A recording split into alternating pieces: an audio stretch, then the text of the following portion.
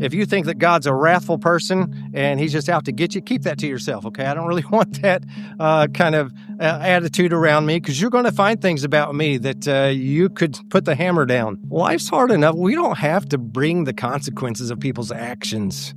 All right, God's going to do that. Life's going to do that. We don't have to be the judge of everybody that does what we think is wrong.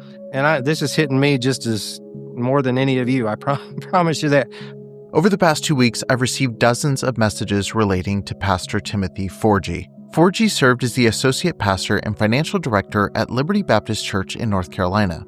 He also worked as a teacher, administrator, and middle school principal at the affiliated ministry, Liberty Christian School. The messages I received all told a similar story, that Forgy had died by suicide on May 20th, 2025, after being confronted about an allegation of sexual abuse involving a minor. Given the weight of those claims and the lack of a news article, police report, or any other publicly available information, I decided to reach out to the pastoral staff at Liberty Baptist Church to ask for clarification on the story. Later that day, Pastor Scott Gray, who also happens to be Forgy's brother-in-law, reached out to me with his cell phone number, and we talked for about 20 minutes. When I asked what he could share about the situation, he responded, "I'd start with this, just the headache and the unbelievable hurt. I can only speak for our family here in North Carolina, but the hurt for the victim is just unbelievable. It should not happen. Abuse is just wrong and wicked."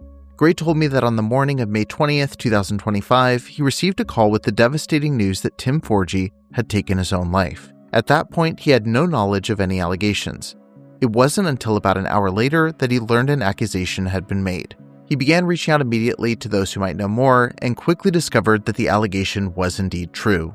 Pastor Timothy Forgy had sexually abused a teenage girl in Texas around 15 years ago.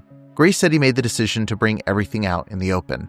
He held meetings with his leadership team, sent out a mass email to the church and school communities, and addressed the congregation directly during a Wednesday night service just days later. He said, "We've just been very open and transparent with our people. You could call any of our members who attended that meeting and they'll tell you. Pastor went down the timeline and he let them ask anything they wanted." The church also made the significant decision to cancel the entire 2025 to 2026 school year at Liberty Christian School, allowing time for healing, support, and institutional reflection.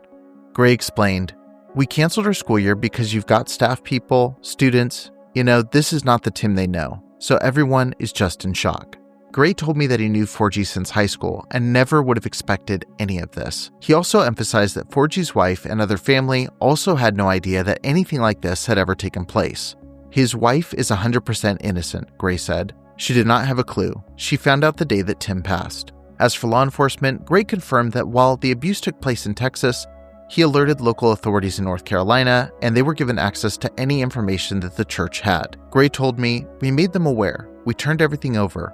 They know they can look at anything they want, because the main thing is, truth has to be on the table." According to Gray, as of the time of our call, there have been no victims that have come forward from the church or school in North Carolina. The only victim that's known of at this time is the one in Texas. Pastor Scott Gray ended our conversation by saying the following: "We're being very transparent with our people. We've reached out. If there are any victims, please call us. We want to get you help. We've taken this to the proper authorities, and that's how we handle things here." If you have any information regarding these stories from either North Carolina or Texas, I'd encourage you to reach out to your local authorities. For now, this is all the information that I personally have, but if there are any updates to the story, I'll be sure to let you know. Thank you so much for listening, and I'll see you on the next episode of the Preacher Boys podcast.